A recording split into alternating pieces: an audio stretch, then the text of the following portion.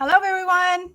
Thanks for joining another episode of the PM Learning Series. This is the 34th episode. Can you imagine? It's almost been a year since we started the show. So my name is Shavi. I'm a product manager at LinkedIn and also host of today's show. I see some of you started to say hi to each other, so please drop in the chat where you're joining us from. Introduce yourself, say hi. We have a very special guest today. So just a quick reminder, the PM Learning Series is a series of live streaming events where industry thought leaders and product builders share their PM career journeys as well as lessons learned along the way to inspire current and aspiring PMs like you to level up your product career and build better products. So make sure you subscribe to our newsletter, which you can find in the events details page to receive a recap of 5 key takeaways from today's events, as well as future event update. With that, let me introduce today's very special guest, Casey Winters. Thank you, Casey, for joining us. Happy to be here. Thanks for having me. So Casey is an advisor and operator for scaling startups. And up until very recently, Casey was the chief product officer at Eventbrite, having joined with a very special time, right before the pandemic. So we'll double click on some of that experience with Casey today on how to lead through a crisis. Casey led the PM, design, research, and growth marketing functions at Eventbrite. And before Eventbrite, Casey led the growth product team at Pinterest, helping them grow from 40 million to over 150 million active users. Casey was also the first marketing hire at Grubhub, leading the demand side growth from Series A all the way to IPO. So Casey has definitely had a lot of experience to share with the audience today. And Casey has also advised some of the most well-known companies such as Airbnb, Faire, Canva, Thumbtack, and Reddit on scaling products and growth. Casey also writes his blogs at caseyaccidental.com, one of my favorite sources to read, and builds the product strategy, retention engagement, and events growth programs for Reforge. Before we start, Casey, I would just like to say that sometimes you strike me as someone who's like very logical, really good at storytelling, writing cases, summarizing frameworks. So definitely love to learn. Do you have a tip or mental model for how to do that throughout today's conversation? But that's something that, you really something that struck me and something that impressed me a lot. Yes, it's a good question. I think one of the things I've done consistently throughout my career is when I'm working on something and it works or it fails in any sort of capacity, I really try to take the time to step back and say, like, wait, why did that happen? What did I learn from that? In what other situations will that knowledge apply or not apply? And most of the time I end up writing that down. And that doesn't mean what I wrote down is good, but it's a foundation to get better as I collect more data, as I, do more experiments, things like that, and just try to make these observations stronger and stronger over time. So I think a lot of people, when they do something in their career and it works, they're like, this thing works. And the step I try to always make sure I do is like, wait, that worked just now. Why? In what applications will that probably not work? What applications do I think it translates to? And then start to build like an understanding of where I might be able to use that again, and then try to strengthen that over time. I think that's like something a lot of people don't spend the time to doing that I really try to deliberately do. Yeah, I think it was a really good habit using writing to kind of solidify your thinking, write down your observation, capture it right in the moment when it's the freshest, and help you refine your framework. So I just want to say hi to a couple of folks, and then we can formally start. So we have folks joining us from Iran, Atlanta. I know Chance joining us from Seattle, one of our repeatedly most loyal viewer. Folks from Kenya, Barcelona, NYC. We're getting a pretty international crowd, and then Singina from Austin. Awesome, thank you, folks, for joining. All right, Casey, let's maybe talk a little bit about you have pretty distinctive faces in your product career, where you led growth at different companies at probably their prime time.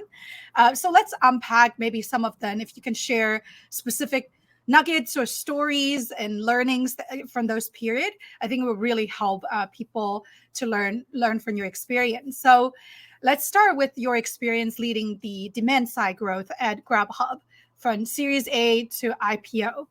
What were some of the key lessons that you learned during your time there? Yeah, I think when I came in to Grubhub, I had a lot of ideas on new products and features we could build and growth opportunities we could try. And I think what I learned is none of those product ideas mattered. When you're building a cross-site network effect business, right, where you have restaurants on one side and people who order food on one side, and the more people you get to order food, the more exciting it is for restaurants to join, and the more restaurants that join, the more exciting it is for people to order food. The product for supply is the people ordering food, and the product for demand is the selection of restaurants. So just being laser focused on what gave us more demand and what gave us more selection ended up being the only thing that mattered. Like the features were not the thing that mattered. And beyond that, like you have to measure that at an extremely local level, because we only care if a restaurant exists on Grubhub if we can order from it, and restaurants have very specific delivery boundaries. So me and the VP of sales who owned the supply side, we got really good at like poring over zip code level data to see which areas of the country were supply constrained, which area of the countries were demand constrained, and then coming up with ideas on how we could get more restaurants there or get more people ordering food there. So it was really the first place that I learned that network effects create this engine that operates on its own. And it's great because it sort of grows organically, but at that point, you don't really have full control. You're trying to get a dashboard that tells you what the ecosystem is doing, and you're trying to like keep your hand on the steering wheel and make subtle adjustments to how it moves, but you can't like fully move it. And if you do fully move it, you'll probably crash it. So I think now that's something I went to internalize, certainly in building like Pinterest and other places. I think some other things that were really important learnings at Grubhub were, in going from early stage to IPO, you learn that startups go through these different phases in building their company. There's like starting the business and trying to find product market fit. There's scaling that product market fit, and there's trying to expand to everywhere in the world or into many new, products. And your job is very different in those phases. So even though they called me a marketing director, I think today we would call it role head of growth, but that role did not exist. That term did not exist yet. But even when I started, at Series A, I was mostly doing, individual contributor work. And then having to switch to being a player coach, and then switching to managing, full time, and seeing customer service go through that, seeing, the development of a product management function come out of my org, seeing all these things happen. It felt like getting 20 years of experience in 5, because you just see every element of the business grow up in front of you. I think the other big takeaway from Grubhub is Mike and Matt, the founders, were just extremely good at focusing. And I've come to believe that's one of the strongest factors in startup succeeding. There's a ton of good ideas inside a startup, and you have to say no to 9 out of 10 of them and say, here's the one area of the business we really need to focus on, and just do ideas related to that. And I've seen a lot of other startups struggle with that. And that was one of the reasons that Grubhub excelled. Right. There's so many golden nuggets there that I want to double click on a couple. And for folks who are joining us now, if you have questions for Casey, please drop them in the chat. So Casey, you mentioned the first thing was, as a product builder, a lot of times we naturally have a lot of ideas that we want to come in and try stuff out. But then you also realize that, hey, a lot of times those ideas don't matter. It's the fundamental truth, the 1 or 2 things that matters the most. And we need to double down. And in this case, you realize that you need to get down to the local level. Yep. What was the process? How long did it take you? And what did you do? Or in retrospect, thinking back, like how can people, in building other type of networks can get to that level of clarity without thinking about, okay, there's so many things I can build and I want to try it all, but distill down to like the fundamental truth and the, and then really focus on those few things. Yeah. So we touch on this a lot in the advanced growth strategy program at Reforge, but to give like a very, very brief overview of it. What you're trying to build is a model of how the business actually works and grows, and then understand what part of that model is the most constrained. Like what's holding the business back, what's holding the product back. And then you could start to brainstorm ideas on which types of work alleviate that constraint for your users and for the business. In the case of Grubhub, a pure cross-site network effect business, the answer is always more restaurants and more users. So you are biased towards the very like growth-oriented product work, right? Getting new forms of acquisition loops and improving activation rate, improving conversion, and increasing frequency of purchase, those types of things. In a SaaS company, that constraint might require a lot of features, or you might have gotten like 100 million users, and the only way to grow now is to build a totally new 0 to 1 product. So I really try to start with, okay, what's the model of this business? Where does it feel like it's most constrained? There may be a couple places, but usually there's like 1 or 2 that's like really holding everything back. And that's like, okay, do new features help this problem? Does like growth work help this problem? Is it a technical scaling issue? Or is it we've kind of saturated the core market for our initial product and we need to invest in something new? And being able to really have that dialogue, not only with yourself, but with other people around the organization, helps you make sure you're pointed in the types of, if the parts of the company and the types of projects that'll create real leverage. And what I've always tried to focus on is like, I don't care if the problem is recruiting or customer support or like building features. I just want to work on the important thing that's going to actually like move the business to a new level, versus feeling like, oh, well, I do growth, therefore I need to only work on experiments and optimization. If that's not going to matter, I don't want to do it. Right. And that was certainly the takeaway I had at Eventbrite. Yeah, that's awesome. One also tangential to what you were saying, that you went through Series A to IPO. Obviously, there's many different phases. Your job grows. You're seeing how product team form. You said you have 20 years of experience in 5, which I'm sure many of us are envious of. Would you say, from a career growth perspective for product manager, would you advise people to go to work in companies in those stages to get those experience, or how should you think about choice of company at different stage of your product career? Great question. So I think what you're trying to do in my bias on this question is the best thing to do is to join the earliest stage company you can find that you can guarantee will work. So when we're early in our career and we don't know a lot about business or business models or different types of startups, that means don't join something very early stage, because the chances of it working are pretty low. We're picking kind of randomly, right? So, but maybe like a pre-IPO company is guaranteed to work.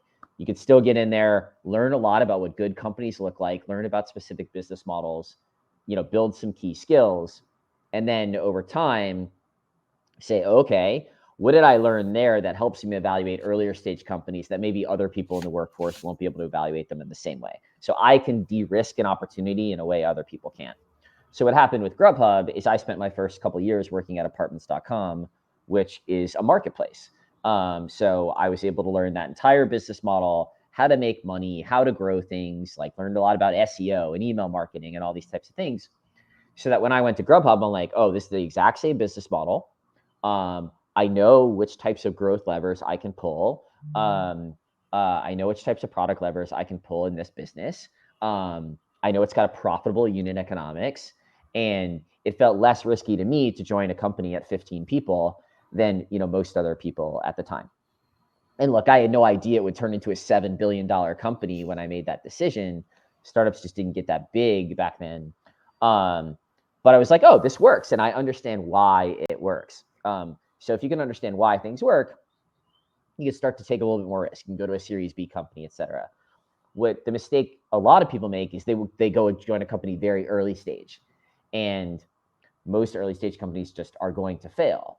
And if you're trying to build a resume that opens up more career opportunities for you over time, going and working at a startup for 2 years that fails doesn't help you. Even if you did amazing work there, no one's going to know that because it ultimately didn't translate into some outsized business success. So yeah, my general advice is start a little bit later, learn all that you can about business models, about tactics, developing skills, and then see if you can move that earlier stage in like your second or third job. And that's when, if you pick the right one, you can get this amazing, densely packed years of experience that can shoot you above other people that, maybe on paper have the same years of experience, because your years were just way more action packed than theirs were. Yeah. Do you have any just quick signals or criteria that you would say this is the right startup job that I want to go after? Well, obviously you look at revenue growth, but you have to look at unit economics. You look at retention of users, and some sort of other signal of like satisfaction besides just they keep using it. And then you're looking at how profitable they are growing, which generally, like, payback period is the shorthand metric you look at there. And you're trying to get a sense of like calibrating all these different metrics, which you can learn about in the interview process. Most people are going to tell you in some form. Is this kind of like checking all the boxes of a really healthily growing company, right? So one way to think about it is like, what are all the dashboards you looked at in your last job to understand how things were going?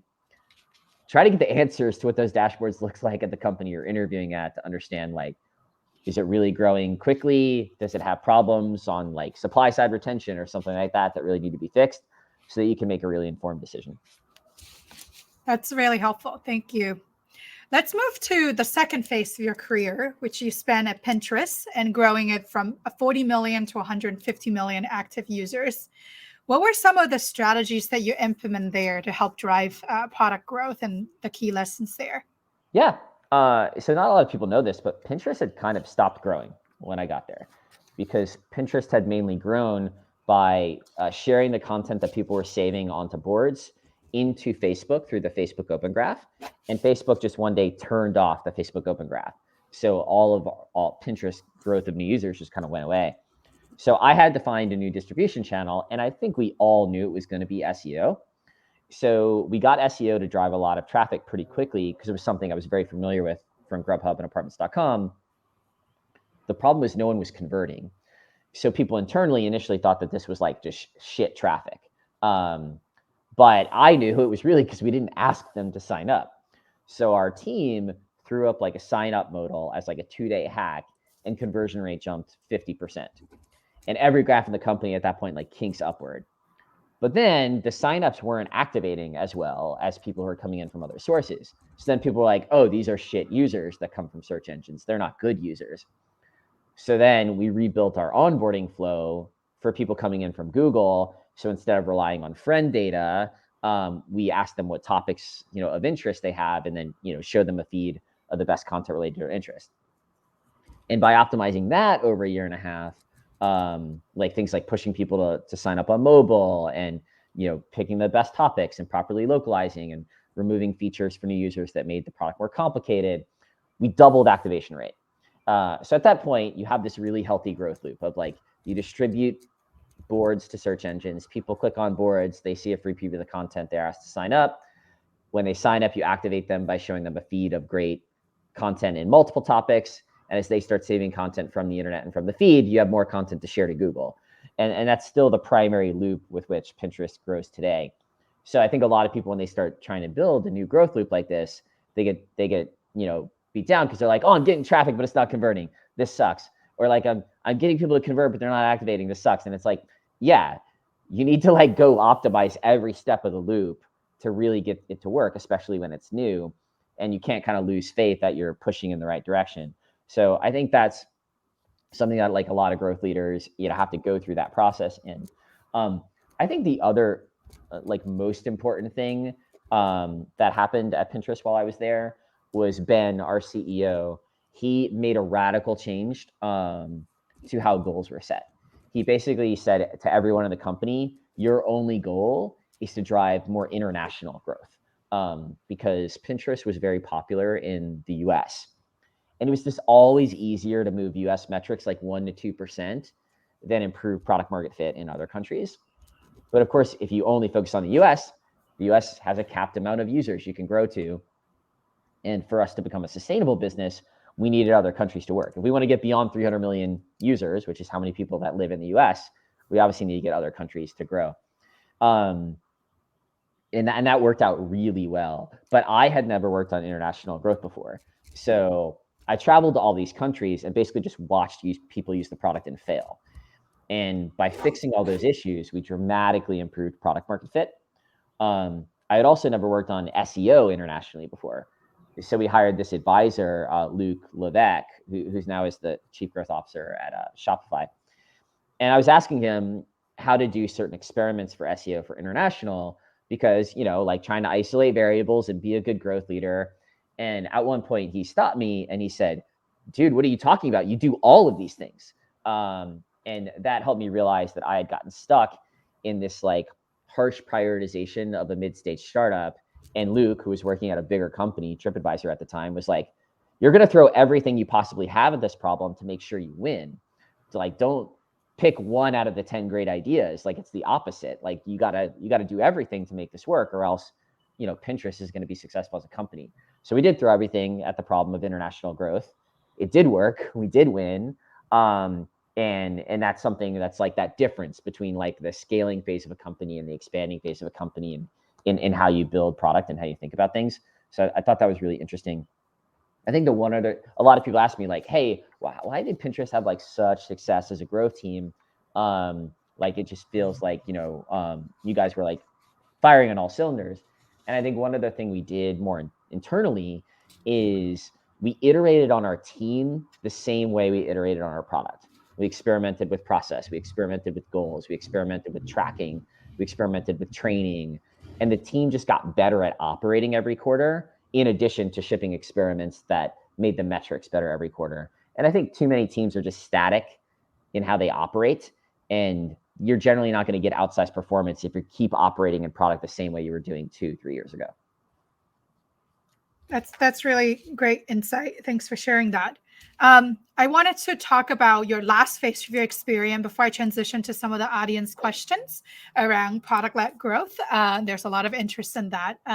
So I think most recently you were the chief product officer at Eventbrite, and as you written and spoken about, the chief product officer role is quite a hard role, and what makes it even harder is that you have to lead through the team, during a crisis. The pandemic have thrown a lot of things that were different, than normally hosting an event, and like a lot of things changed very drastically. Can you talk about some of your experience, leading during a crisis, and also key lessons you learned as a chief product officer? Yeah. So I think, we've been fortunate enough to be in like a pretty good environment for building tech products over the last like 7 years. And, Eventbrite was forced to confront a real crisis. Our revenue went below zero, which I didn't even know was possible. You need to figure out how to basically save the company from this, pandemic that was like perfectly designed to kill an events business. So, there's a few things we did, but probably the most important is in switching to like a wartime culture. We said the traditional modern way of operating as a product manager is not going to work. We are not going to, look at all these ideas and do user research on them and do data analysis and, prioritize them on effort versus impact from chance of success. We're going to come up with ideas, and anything that has a snowball's chance in hell of helping our creators save their businesses during this time, we're just going to ship. I don't care. I don't care how hard it is. I don't care what chance you think it will work. Just fucking ship it. Like, we do not want to be on the other side of the pandemic saying, oh, we could have done more. We could have tried harder. And that's like really weird for product managers to operate in that environment, because you're asking them like not to use basically all of the tools they've been trained on.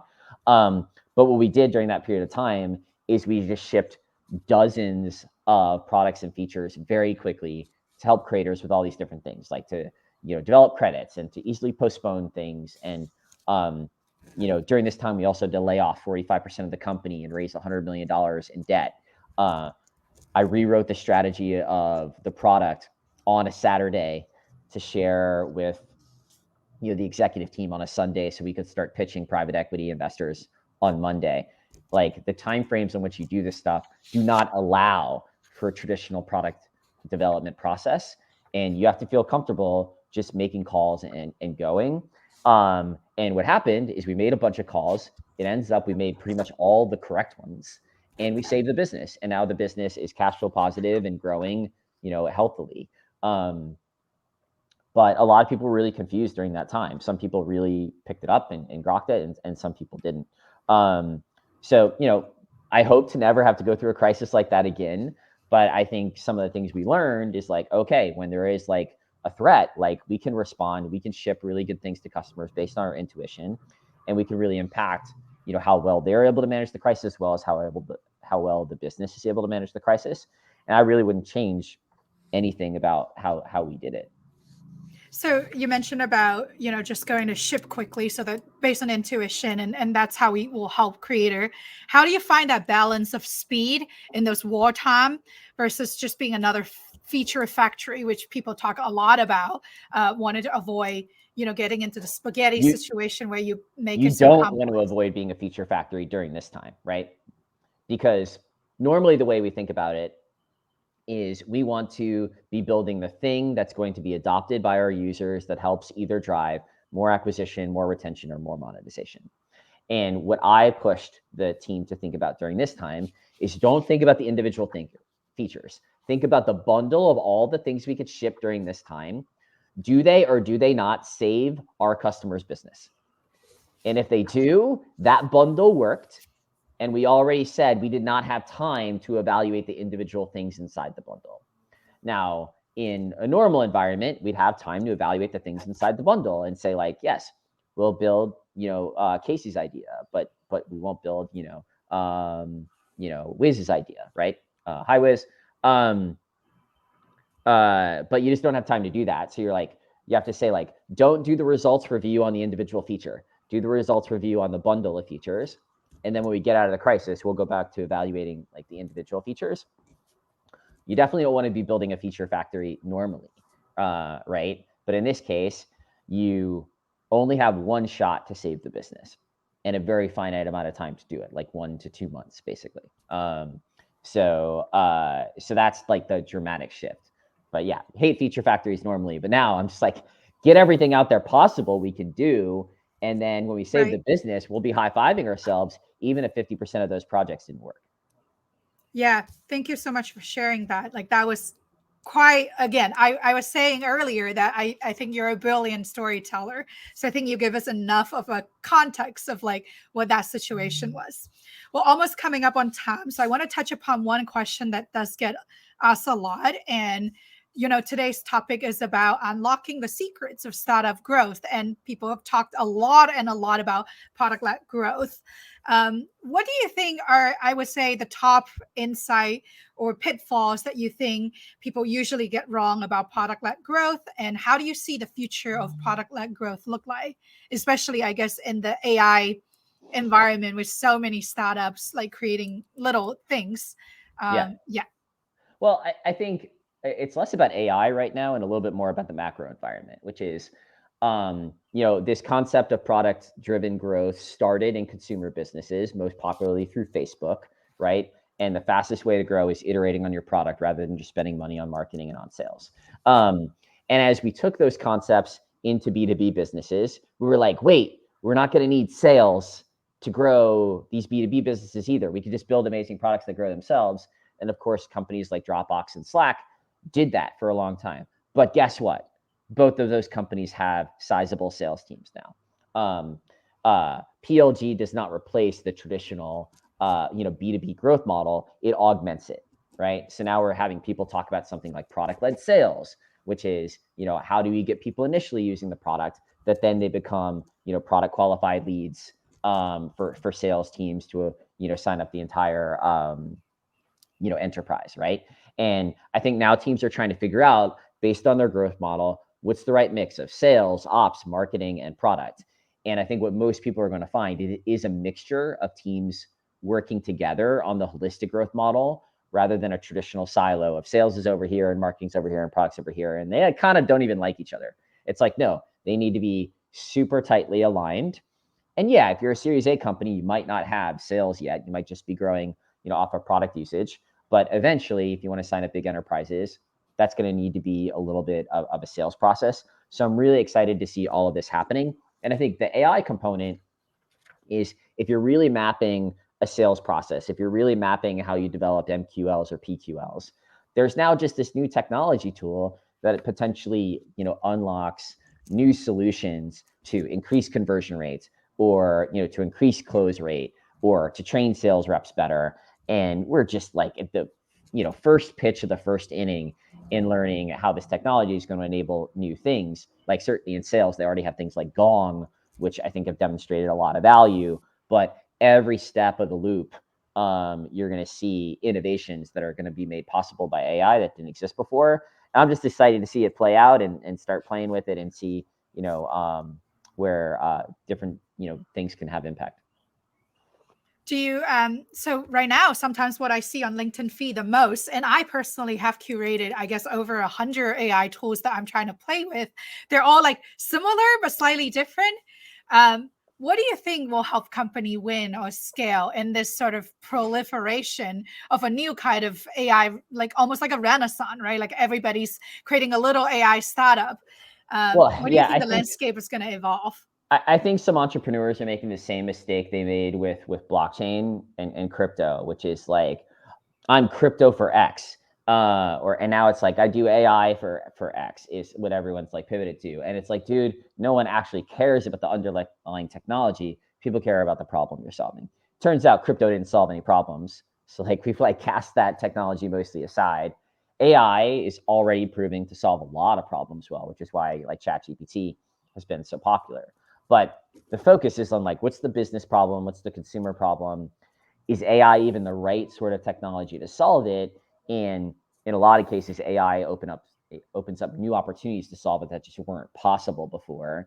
And you got to play around with it to see what you can actually create at the bleeding edge. But don't think about building an AI company. Think about like your customer and what problem they have, and then like, okay, work backwards to the technology, like Steve Jobs says. What technologies can help me solve this problem? What solutions does it enable that the consumer or the end user may not have been able to dream of, but I can. So I think if you switch to that, like, yeah, like saying your AI company may help you like raise funding, but it's not going to help you get any customers beyond like the fake product hunt users, which like you don't build a real business with.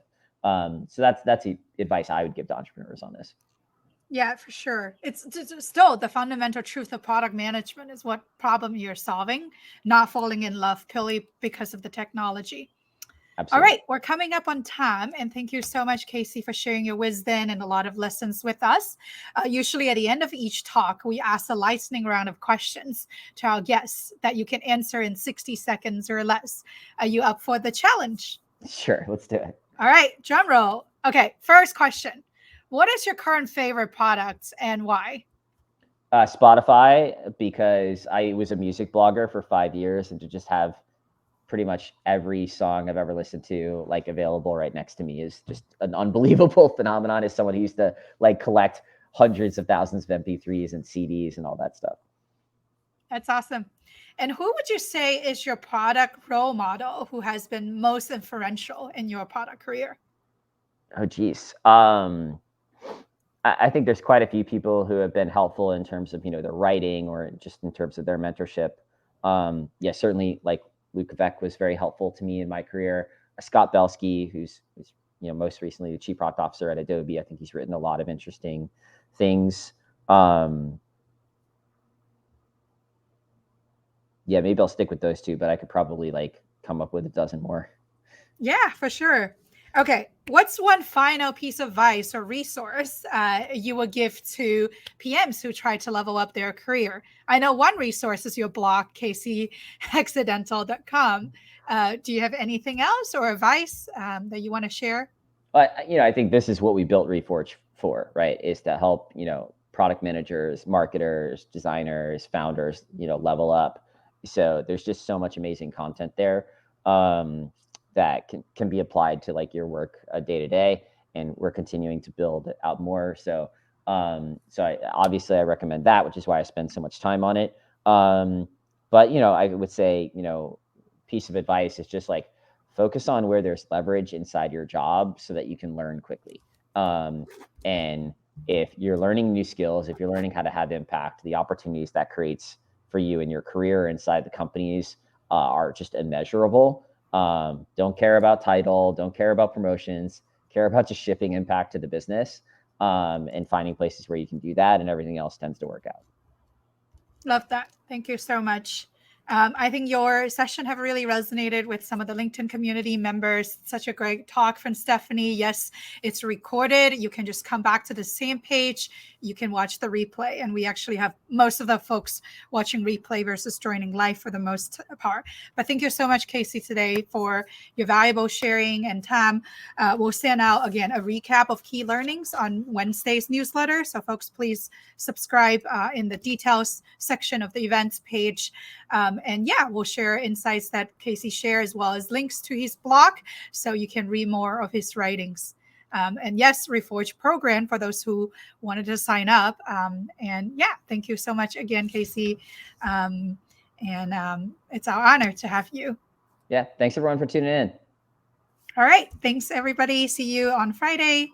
Bye.